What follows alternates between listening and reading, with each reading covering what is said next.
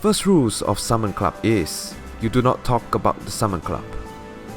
The second rules of Summon Club is, you do not talk about the Summon Club. Hi there, I'm Aki from Aki Gaming and welcome to another episode on Fire Emblem Heroes. In this video, we are counting down to the top 3 green heroes with skills inheritance in mind. For this list, we are looking at their overall performances in Arena, uniqueness of one's abilities, total stats, and additional skills that could be inherited. Do note that the ranking is solely based on my opinion and findings over the World Wide Web, so it might be different from another person's. Number 3. Cecilia, Etrurian General. The former teacher of Roy and Lilina. Cecilia is the Mage General in the Kingdom of Etruria, which is one of the highest positions of authority in the Etrurian military. Cecilia's total stats stands at 157, with the highest stats being her attack at 46. Her second highest stats would be her resistance at 29. She is the only green ranged cavalry in the game as of now, and because of that, her attacking reach is incredibly huge. She wields the weapon Raven, which grants weapon advantage against colorless foes. In other words, Cecilia gets to deal an additional 20% damage to archers and dagger units. It is exceptionally useful since Takumi roams everywhere in the arena. Cecilia's passive skill B, Escape Road, enables her to rob adjacent to any ally when her HP is at 50% or less. This skill could be used to rob her out of danger area when she's low on HP.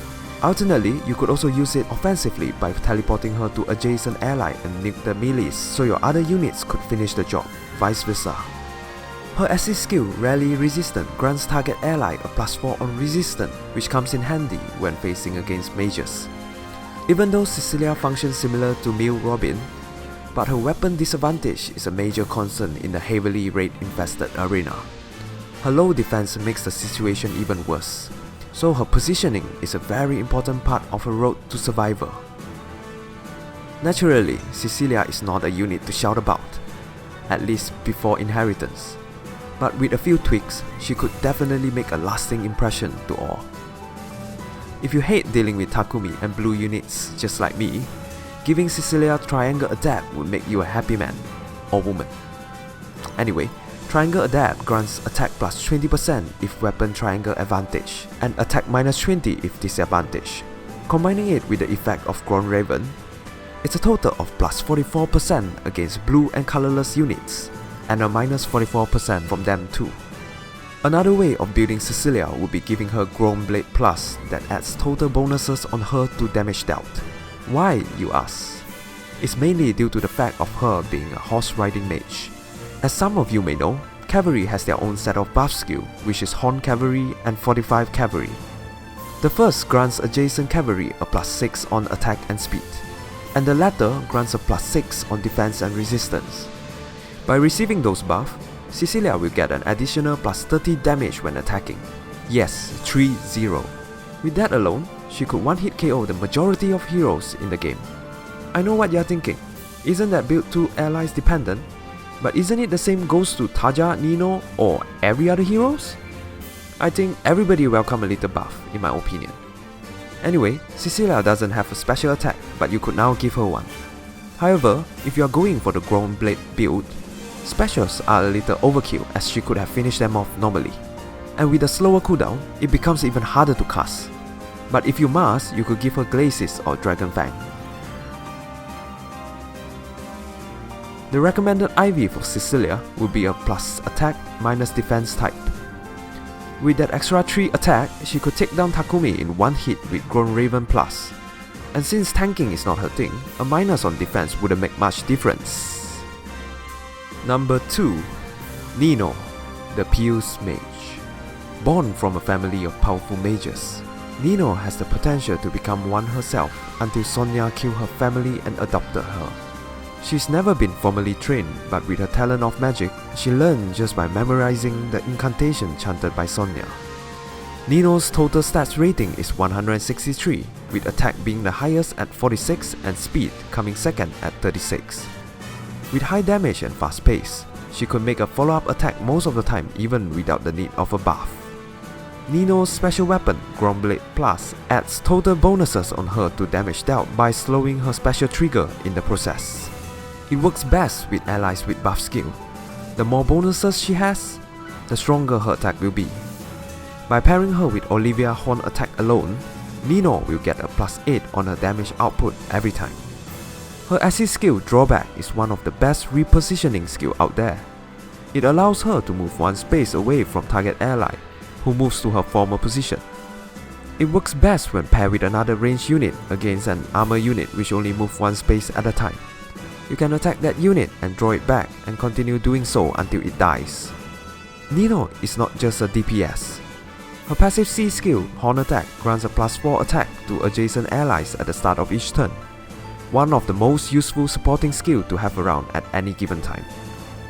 Despite her high attack and speed, Nino's defense is rather low. There's a very high chance she will get killed by a raid foes in one hit. So do pay attention on her positioning to avoid casualty. To overcome Nino's weakness and exploit her strength even further, let's have a look at some recommended skill for her.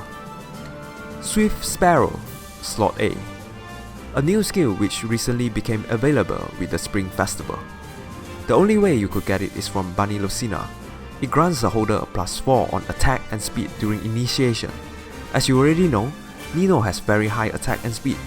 With this, it increases her damage and chances for follow-up attack.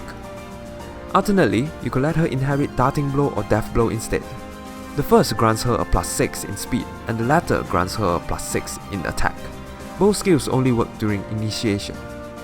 Another good skill for her would be Desperation at slot B.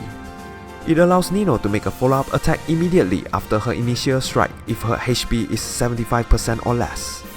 This skill could prevent foes from countering as her 2 hits would be enough to kill them off. Same as Cecilia, Nino doesn't have a special attack too. The recommended special would be Moonbow. This special resolves combat as if foes suffer a -30% on defense or resistance. And because of its low cooldown, Nino could easily cast it every other turn. As an alternative, you could let her learn Draconic Aura or Iceberg. Both special has a cooldown of 3 but it deals more damage than Moonbow. The best IV for Nino would be a +speed, as the higher her speed, the better her chances to hit twice and prevent foes from making a follow-up attack. And since her defense is already so low, a further minus in defense would not change much. Before I reveal the number 1 pick, here are some honorable mentions. Minerva, Julia, Xerxes. Number 1. Hector, General of Ostia. A good friend of Eliwood, this young lord is bold by nature, and his straightforward blunt mannerisms are often a source of consternation among others. Hector's fighting style is rash and somewhat dangerous as a result of being self-taught. Hector has the highest stats rating in the game with an astonishing 184 points. Not only that, he has the highest HP among the 100+ heroes at 52. His attack is considerably high at 52 points as well. Hector is an armor unit with fairly high defense, but what makes him really stands out from the rest is his ability to counter from all distance. His passive skill A, Distant Counter, enables him to counter attack regardless of distance to attacker. Ranged units such as archers and mages, which usually welcome armor unit with open arms, find Hector to be a real pain because of this ability. To make matters worse, Hector wields the legendary axe Armes, which allows him to make a guaranteed follow-up attack when being attacked at 80% HP or more. It's basically a weapon with the ability of quick repose. Even though your opponent might have the speed to make a follow-up attack against him, but with his high HP, attack and defense, most ranged units will not survive his counterattacks. Not only ranged units, melees without weapon advantage against him will also have a hard time dealing with him, especially blue foes. As if he's not tanky enough, Hector's special Pavice reduces damage inflicted by attacks from adjacent foes by 50% with a cooldown of 3, which makes him even harder to be taken down. Although Hector sounds to be a case of too good to be true, he still has his fair share of weakness. Firstly, his resistance towards magic is very low, and not only that, his low speed allows majority of heroes to hit him twice, and since he's an armor type, he could only walk one space at a time. If a raid mage came knocking, Hector is as good as dead. Hector might be the best tank of the game, but that doesn't mean you should stop making him better. Here's a few inheritance recommendations for him. To overcome his low mobility, you could let him inherit the assist skill, Pivot. This skill allows him to move to the opposite side of adjacent ally. It significantly boosts his mobility by allowing him to move 2 to 3 spaces. Another skill he could inherit is Wings of Mercy at slot B. It enables him to rob adjacent to any ally with HP 50% or less. By teleporting to an ally, he could provide some cover and additional firepower when needed. As for his slot C, you could either let him inherit Horn Attack, Horn Speed, or Spur Speed, depending on your other ally's buff. To maximize his offensive strength, you could replace his special with Bonfire or Moonbow, as the earlier boosts his damage by 30% of his defense, whereas the latter resolve combat as if foes suffered a minus 30% on defense or resistance. The recommended IV build for Hector would be a plus HP minus speed. The reason is because of his weapon's ability, which requires his HP to be over 80%. So the more HP, the longer it will stay active. And since Ahmed's ability lets him make an follow-up attack disregarding his speed, further reducing it would not be an issue. In conclusion, Hector's popularity is not due to his distant counter alone, but with his special weapon, combined with his insanely high stats, he stands tall at the peak of green heroes. Do you agree on this list? Leave a comment below.